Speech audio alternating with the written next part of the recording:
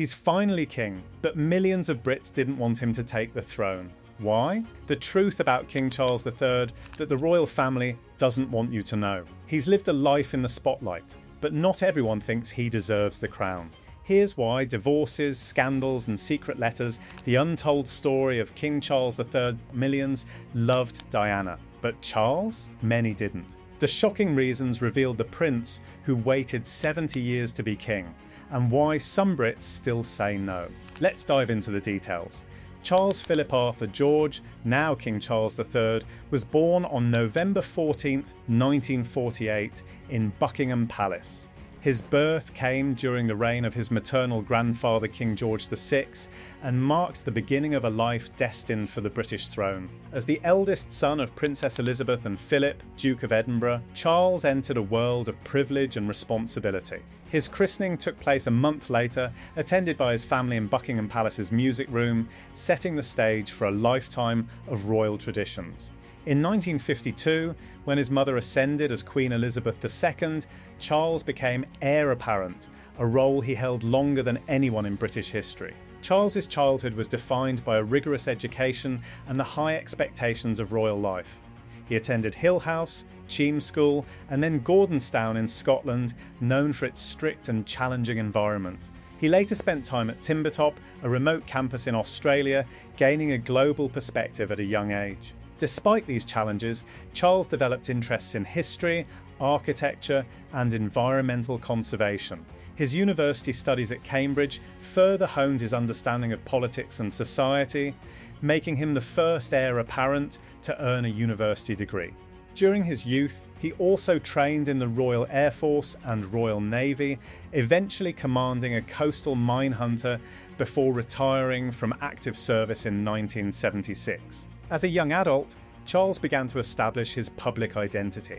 He founded the Prince's Trust in 1976, helping vulnerable youth across the UK.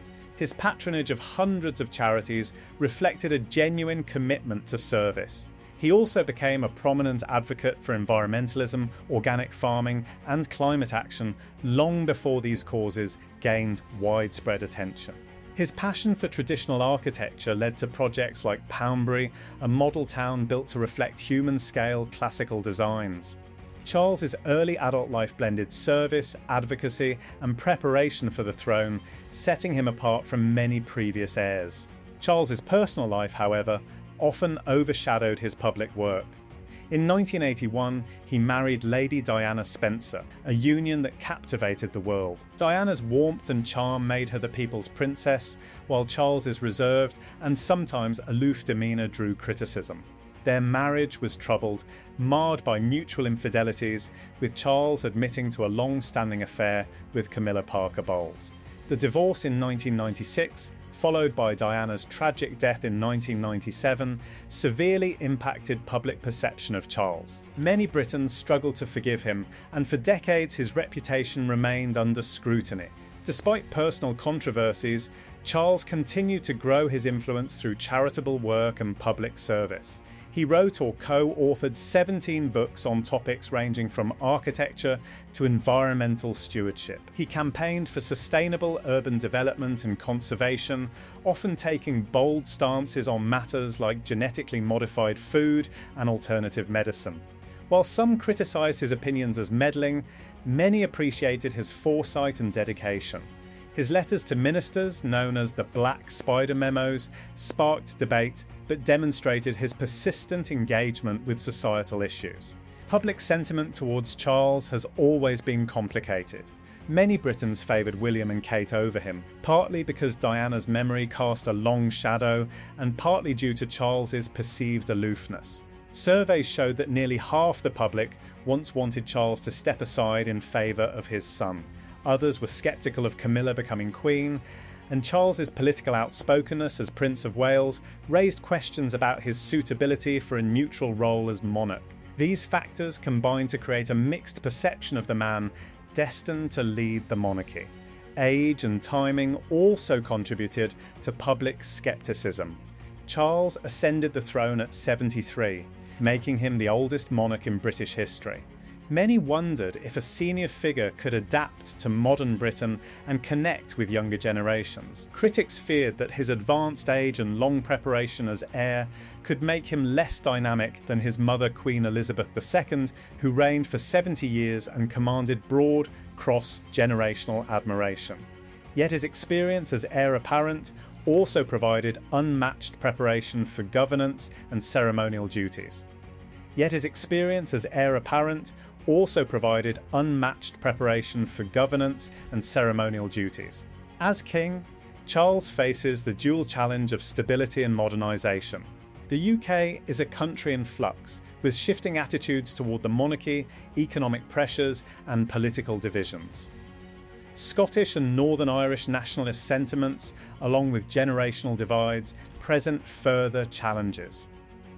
Charles must balance respect for tradition with a vision for a monarchy relevant to today's society. His public appearances, speeches, and charitable engagement are all opportunities to demonstrate empathy, competence, and vision for the future. Charles's environmental advocacy remains central to his identity. He has championed climate awareness for over 5 decades, often suggesting radical reforms to reduce carbon footprints and promote sustainability. While some see this as visionary, others view it as overreach. Convincing a public wary of lifestyle changes and increased taxes requires tact, especially when paired with his constitutional role, which demands neutrality in politics. His ability to navigate these conflicting expectations will define his reign. Family dynamics continue to shape perceptions. Prince William and Kate enjoy broad popularity, while Prince Harry's departure from royal duties and public controversies complicate the monarchy's image.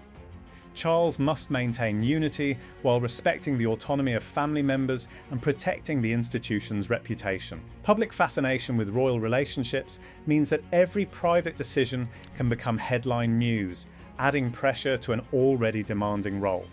Despite these challenges, Charles brings many strengths. He has decades of exposure to government affairs, charitable administration, and international diplomacy. He understands the nuances of constitutional monarchy and the delicate balance between influence and neutrality. His experience allows him to make informed decisions on national and international matters, giving him credibility as a seasoned statesman in addition to ceremonial leadership. The public response since his accession has shown cautious optimism. Approval ratings rose following his coronation, and many acknowledge his commitment to service and continuity. While younger generations may remain sceptical, older Britons and conservative supporters view him as a stabilising figure, bridging the nation's past and future. His ongoing charitable work, environmental projects, and careful public engagement reinforce this perception. Ultimately, Charles III's reign will be judged on his ability to adapt, unify, and inspire. He inherits the longest-standing monarchy in modern history at a time of social change, economic challenges, and political scrutiny. Success depends on balancing the lessons of the past with a vision for a relevant monarchy in the 21st century. Every decision, from public appearances to policy engagement, contributes to shaping his legacy. Charles's story is one of preparation, controversy, and resilience. From a privileged birth to decades of public service, from personal scandals to global advocacy, he has navigated a life under intense scrutiny. His reign is now a test of whether experience, dedication, and vision can overcome past criticisms and guide the monarchy into a future that resonates with all Britons. The world watches as King Charles III works to define his place in history, honouring tradition while responding to modern Britain's evolving expectations.